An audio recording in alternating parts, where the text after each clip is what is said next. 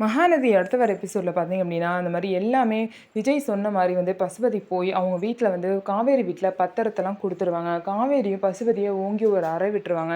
பசுபதி பார்த்தீங்க அப்படின்னா, சாரதா அம்மா கால்லயே விழுந்து மன்னிப்பு கேட்டுருவாங்க. அதுக்கப்புறம் பையன தேடி வருவாங்க. விஜய் லொகேஷன் அனுப்புனதுக்கப்புறம் அந்த லொகேஷனுக்கு வருவாங்க. அந்த லொகேஷனுக்கு பசுபதி வந்ததுக்கப்புறம் அவங்க பையன எப்படி வச்சிருப்பாங்க அப்படின்னா, வாய பொத்தி கைய கட்டி பார்த்தீங்கன்னா, முட்டி போட வச்சு பசுபதி முன்னாடி வச்சிருப்பாங்க. இத பார்த்தோனே பசுபதிக்கு வந்து ரொம்பவே கஷ்டமா இருக்கும். அதுக்கப்புறம் விஜய், நிவின், குமரன் சொல்லிட்டு 3 பேருமே பசுபதி கிட்ட எவ்வளோ தைரியம் இருந்தா நீ காவேரி வீட்ட எந்த பிரச்சனையும் குடுக்காத, பண்ணாத அப்படின்னா, அவங்க சொத்தெல்லாம் எடுத்துக்கிட்டது மட்டும் இல்லாம, திரும்ப அவங்க வீட வேற இது பண்றியா? அப்படின்னு சொல்லிட்டு பசுபதிய எவ்வளோ தூரம் திட்ட முடியுமோ, அவ்வளோ தூரம் திட்டி தான் அவங்க பையன வந்து அவங்க கிட்ட ஒப்படைப்பாங்க. ஸோ பசுபதி பண்ண தப்புக்கு கண்டிப்பா இதெல்லாம் தேவ தான். ஆனா இதுக்கு பின்னாடி பெரிய பிரச்சனையே நடக்க போகுது. இவ்வளோ தூரம் பண்ண பசுபதிக்கு பார்த்தீங்க அப்படின்னா, பசுபதி வந்து விஜய் எல்லாத்தையுமே சும்மாவே விட மாட்டாங்க. திரும்ப ஏதாவது பிரச்சனை ஆரம்பிக்க தான் போறாங்க. ஸோ இதுக்கப்புறம் என்ன நடக்க போகுது அப்படிங்கிறத வெயிட் பண்ணி பார்க்கலாம். ஸோ நம்ம வீடியோ உங்களுக்கு பிடிச்சிருந்தா நம்ம வீடியோவை லைக் பண்ணிக்கோங்க. மறக்காமல் நம்மளோட சேனலை சப்ஸ்கிரைப் பண்ணிவிட்டு பாருங்கள்.